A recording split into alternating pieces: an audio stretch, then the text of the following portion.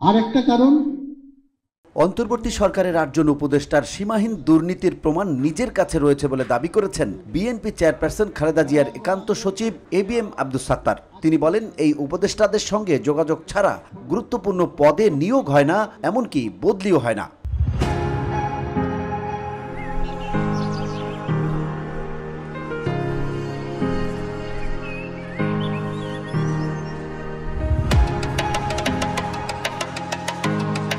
শুক্রবার রাজধানীর বিয়াম মিলনায়তনে এক সেমিনারে এমন অভিযোগ করেন অবসরপ্রাপ্ত এই সচিব। বিসিএস প্রশাসন ক্যাডারের ৮২ ব্যাচের কর্মকর্তা আব্দুস সাত্তার বর্তমানে অফিসার্স ক্লাবের সাধারণ সম্পাদক ও বৈষম্য বিরোধী কর্মচারী ঐক্য ফোরামের সভাপতি। জুলাই গণ অভ্যুত্থানের প্রত্যাশা ও আগামী দিনের জনপ্রশাসন শীর্ষক সেমিনারটি আয়োজন করে প্রশাসন ক্যাডারদের সংগঠন বাংলাদেশ অ্যাডমিনিস্ট্রেটিভ সার্ভিস অ্যাসোসিয়েশন। বিকেল ৪টায় সেমিনার শুরু হয়ে শেষ হয় সন্ধ্যা ৭:৩০টায়। সেমিনারে প্রশাসন ক্যাডারের শীর্ষ পদের প্রায় সব কর্মকর্তা উপস্থিত ছিলেন।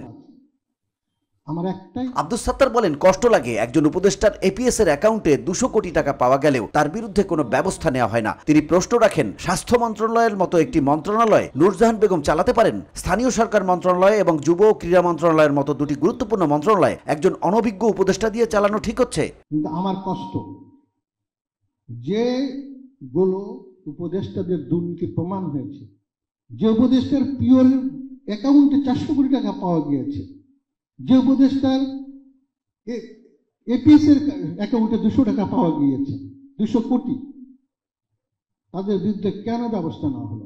সাবেক এই সরকারি কর্মকর্তা বলেন, আমি একটি রাজনৈতিক দলের অফিসে বসি। গত বছর ৫ আগস্টের পর ওই অফিসে হাজার হাজার কর্মকর্তা কর্মচারী ভিড় করছেন। আমার বস তারেক রহমান ডেকে বললেন, কি হচ্ছে, এরা কারা, তারা এখানে কি জন্য আসে? আমি বলেছি, এরা সবাই বঞ্চিত। এরা গত ১৫ বছর হাসিনার আমলে বঞ্চনার শিকার হয়েছেন। হাসিনার পতনের পর উচ্ছ্বাসে ছুটে এসেছেন ন্যায় বিচার পেতে। তারেক রহমান জবাবে বলেছেন, দলীয় অফিসে ইন সার্ভিস কর্মকর্তারা আসা ভালো লক্ষণ নয়। আপনি তাদের অফিসে আসতে নিষেধ করে দেন। আমি অফিসের গেটে নোটিশ টাঙিয়ে দিয়েছি, ইন সার্ভিস কোনো কর্মকর্তা অফিসে আসতে পারবেন না। যদি কোনো সমস্যা থাকে অফিসার্স ক্লাবে আসবেন। তিনি আরো বলেন, আমি খুবই হতাশ।